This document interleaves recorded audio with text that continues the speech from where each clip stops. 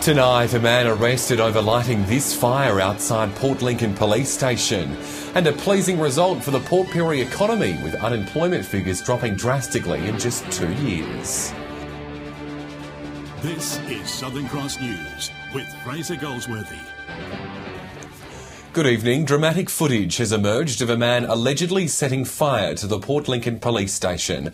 Just before 9 o'clock last night, a man is seen casually walking away from the huge flames at the doors of the police station on Liverpool Street. It didn't take long for officers to swoop on him, though, arresting him a short time later.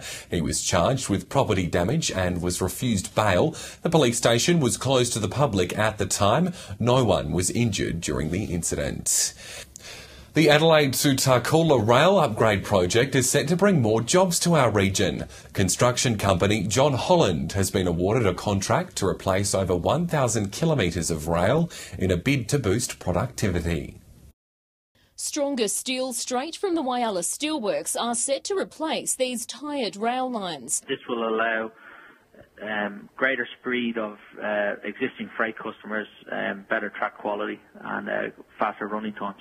The federally funded rail project will replace 1,080 kilometres of 47-kilo steel rails with 60-kilogram versions. That order in itself will provide more work in Whyalla, provide more work in Port Augusta, and eventually will provide a great railway in Eastern Australia that will open up a whole lot of new economic opportunities. The multi-million-dollar contract is set to deliver 130 jobs in Port Augusta. Work on this line is expected to begin in February next year and is expected to be completed in June 2019.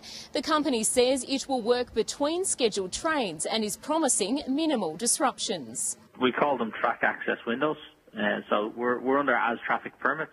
So we work between the trains and no delays to ARTC train services. The company is encouraging locals with all types of skills to apply. Amelia Simpson, Southern Cross News.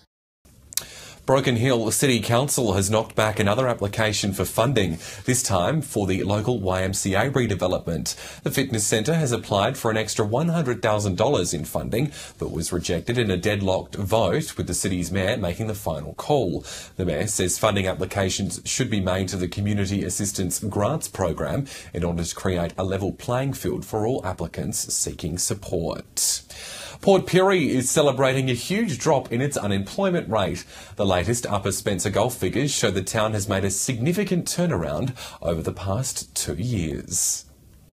It's a significant drop that has the town rejoicing. The Port Pirie figures have gone down from a high in December of 2015 of around 15.9% down to 8.7%. It's imperative that in a small community like ours that we actually do our darnest to make sure there is jobs. The jobs boost is providing flow-on effects for local businesses. There's a flow-on effect now that we can see the retailers do really well and all the other industry within Port Pirie and the district as well do particularly well. The mayor's putting it down to the redevelopment of the smelter. The work that's happening at Nearstar is starting to have a positive overall effect on the whole economy of Port Pirie. The dramatic increase also means the real estate market in Port Pirie is surging upwards. I think what these figures show, along with all the other things that are happening around Port Pirie in terms of sales of property. The jobs boost giving the community confidence moving into the new year. Got a lot of confidence going forward. Port Pirie's in a very sound place. Rachel Nell, Southern Cross News. After the break, the new system to help medicos in the Mid-North. That's next.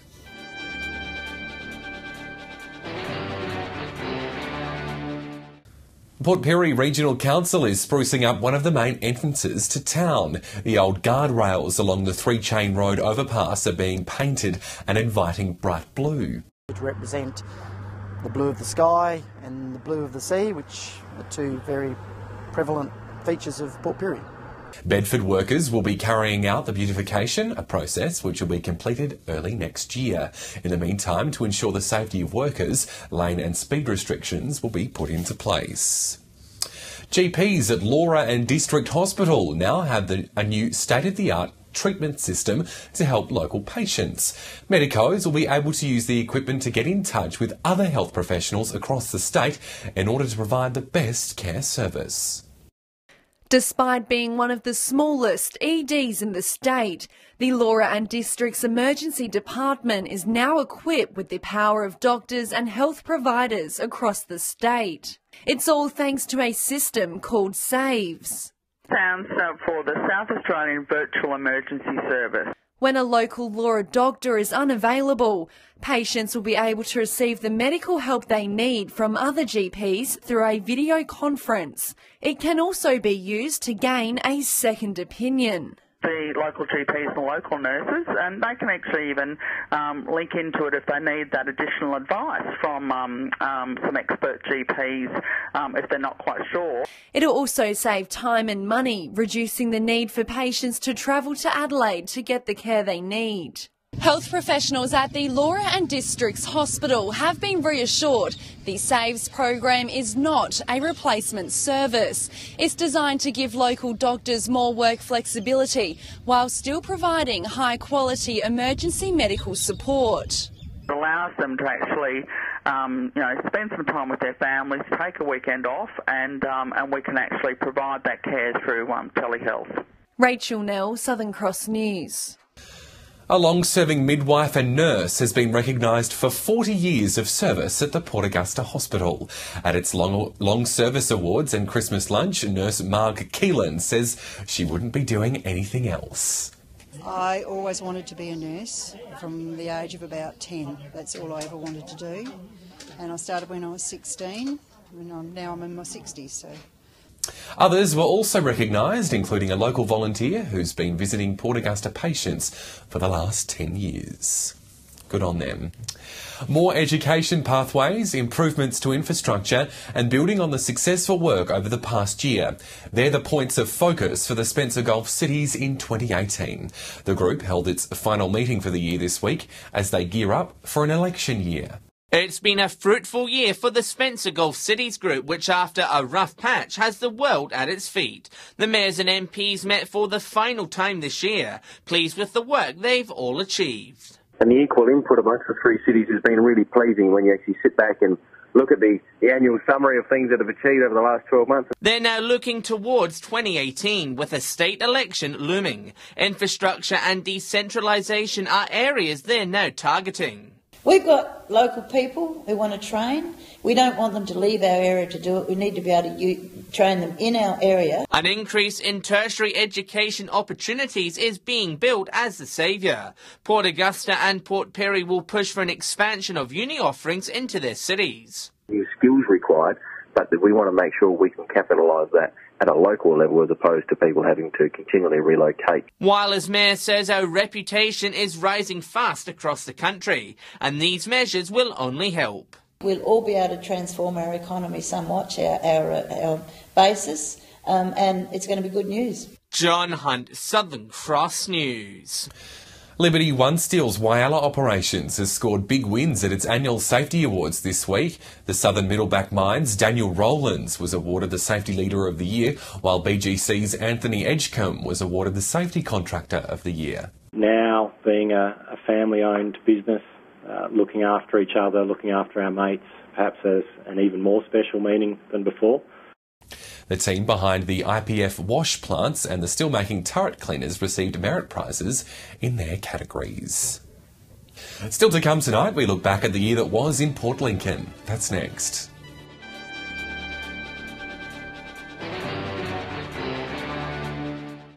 Commercial and recreational anglers are now able to fish for snapper in the Upper Spencer Gulf following the annual 6-week ban. However, there's still a few spatial closures to be aware of. Fishing within a 4-kilometre radius of Illusion, Santa Ana, Jurassic Park and Estelle Star will still be prohibited until the end of January.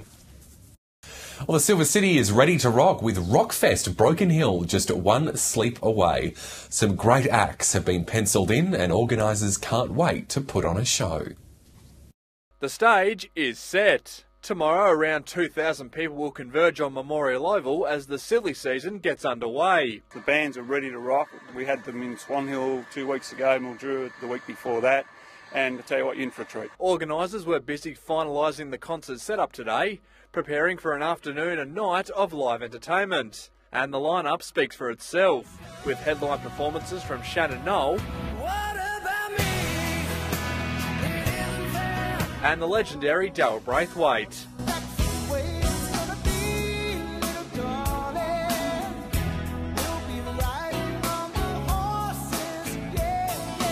As well as sets from Reese Maston, Taylor Sheridan and Chocolate Starfish, and a local band, 25 to Life. We've got everything, mate. All we need to do is party. Tickets are still available at the Mulga Hill Tavern, with just a limited number to be made available at the gate. So I'd get in and get yours now, because I reckon we're going to have a capacity crowd. Patrick Ryankey, Southern Cross News. Looks like Broken Hill will be rocking this weekend. Time now for cricket tips.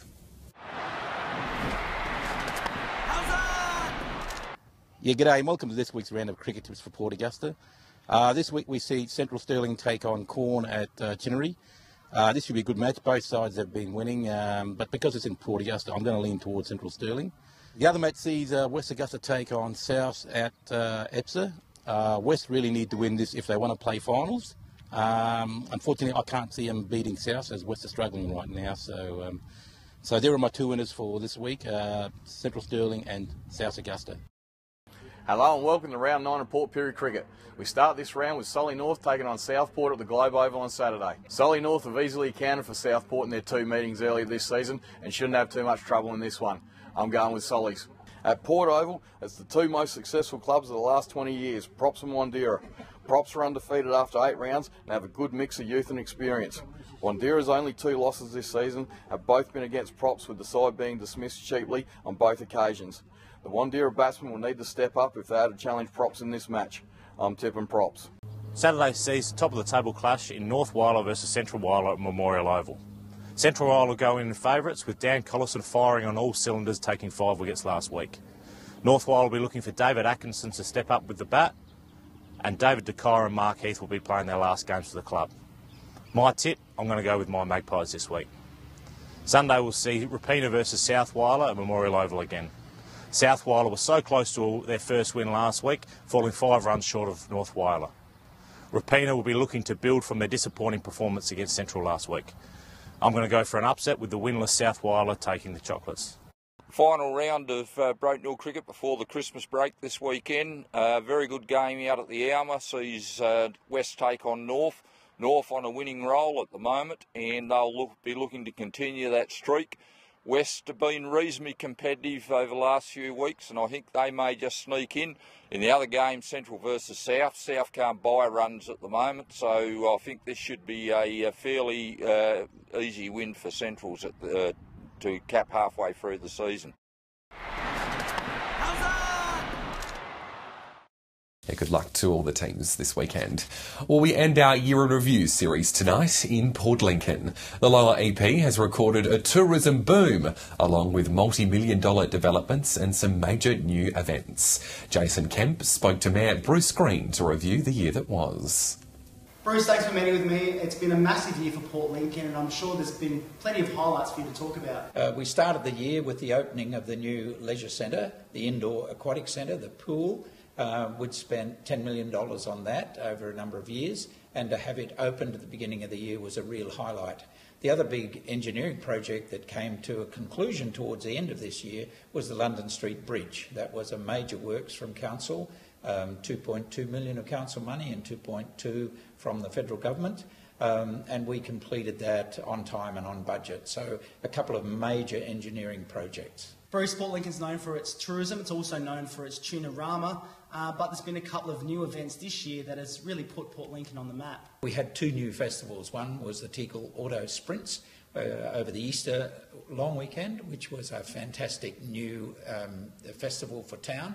And we had Salt Festival run by the Air Arts, who put on a cultural, performing arts, visual arts. That was a runaway success. So now we have 3 major festivals in town, and to see those 2 be added to our calendar and be such success was just wonderful. Speaking of tourism, Port Lincoln is seeing a bumper cruise ship season roll around this year and into next year. Having the cruise ships come in greater, ever increasing numbers is fantastic, and we're learning as a community how to better I guess, provide for the things that the cruise community want. It's great to have another string to our economic bow. Bruce, in the past, Port Lincoln has had some major fire events. How have we fared this year? Sure, we've had some really terrible fires. 2005, 2009, 2010.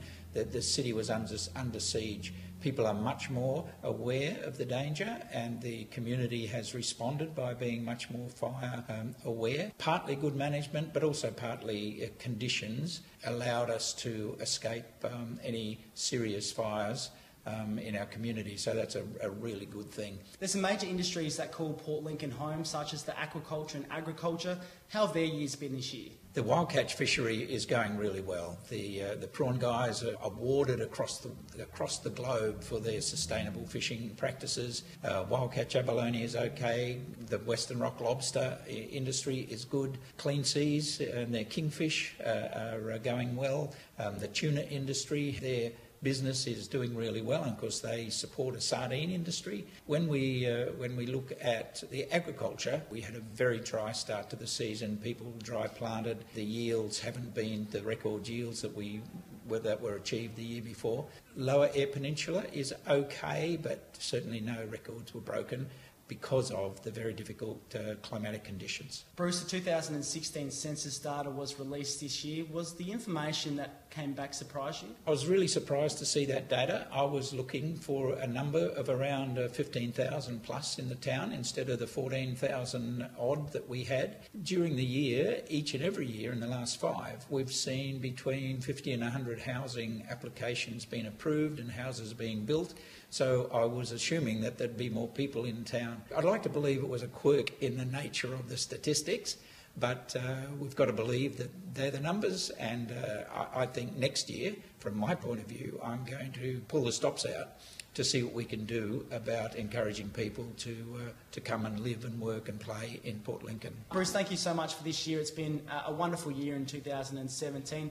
Have a Merry Christmas and a Happy New Year, and I'll see you again in 2018. Can I just take this opportunity to wish you a safe and happy Christmas, and indeed to wish all the people in our community a great and safe Christmas and New Year. Stay with us. After the break, we'll have all the local weather details. And Abby, the regions are set to sizzle again. Yes, that's right, Fraser. After some beautiful temps, it's going to be a scorcher, and I'll tell you when next. Welcome back. There was plenty of sunshine around for all centres today. Port Augusta hit a top of 31 degrees, a fine and cooler day in Whyalla and Port Lincoln, temps reaching the mid-20s, and it was a sunny one in Port Pirie, 30 degrees there. On the satellite, cloud crossing north-east and South Australia with a slow-moving trough is only bringing light patchy rain and storms. On the waters for your Saturday, we'll see southeasterly shifting southwesterly winds up to 20 knots, seas at 1.5 metres with a south-southwesterly swell, and the sun will pop up just after 6. Another lovely summer's day is in store tomorrow, warming up in Port Augusta, Woodnah and Corn to 33 degrees, and it's a hot one in Broken Hill, 35 there. Meanwhile, temps will hover in the mid to high 20s for all other centres. And that heat's really going to pack a punch by the end of the weekend. Temps rising quickly in Port Lincoln, even warmer in Cleve, and Woodnah is in for a scorcher on Sunday, 41 the top. And further up the Gulf, you're going to want to stay indoors come Sunday. 37 in Whyalla before temps reach the 40s for the start of the week. Port Augusta is set to swelter through a 44-degree day on Monday, and a hot one in Kadina too. And finally, a similar story here, a sizzling 42-degree days in store for Port Pirie on Monday, while Broken Hill's heading for 44 degrees. So, Fraser, we're certainly in for a summer scorcher, but we should see temps cool down by Tuesday. Thanks, Abby. And that's Southern Cross News for 2017. Thank you for your company and support over the past year.